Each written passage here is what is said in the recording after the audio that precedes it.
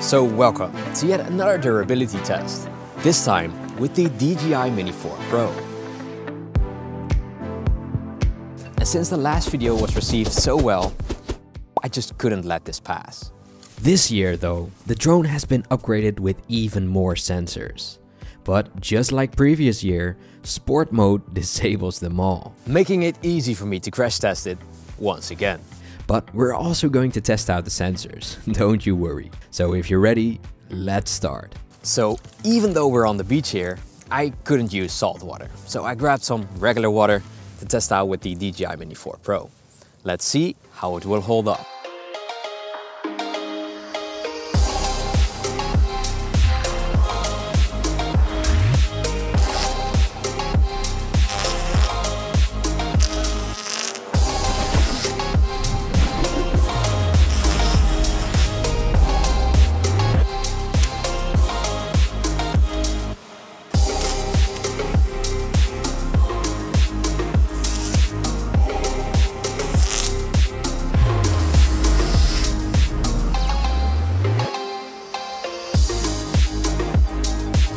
While filming for this video, I've been on location multiple times, and one time it was so windy I just had to film my DJI Mini 4 Pro.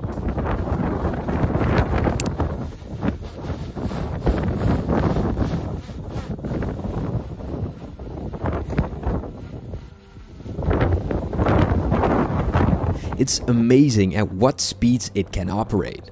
Although here it was just too windy, and I definitely noticed that on video too. You can see it's a little shaky.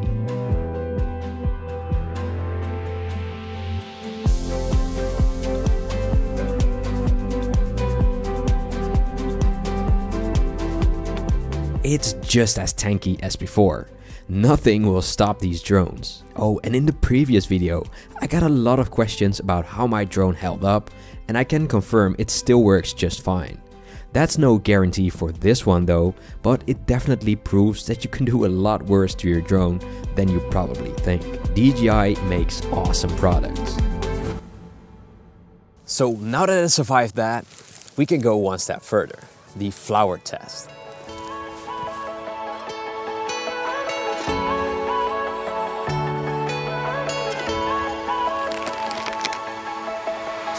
And here is where it went wrong. Not because the drone couldn't handle it, but because I dropped my controller in the sand and it locked the stick to the left, making me unable to steer it back. Luckily though, I cleaned it just in time before the drone would have landed in the sea.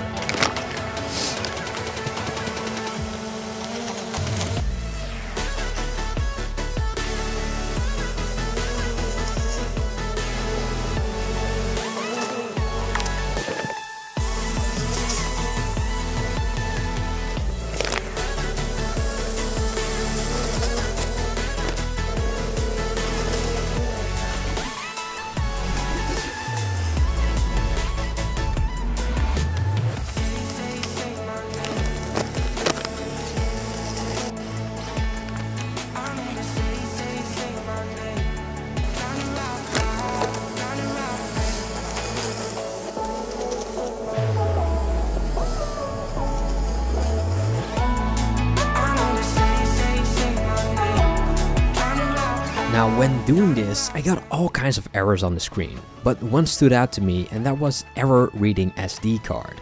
And at that time I wasn't worried, but the next time I will definitely remove that before doing these tests, because it ended up killing it. The drone was of course very dirty and dust was everywhere, but it cleaned up pretty good. And all the errors disappeared. But the micro SD card, rest in peace. I waited 4 long weeks to do the next shots, just to see if it would indeed kill it over time. Fortunately though, it did not, so I had to step my game up.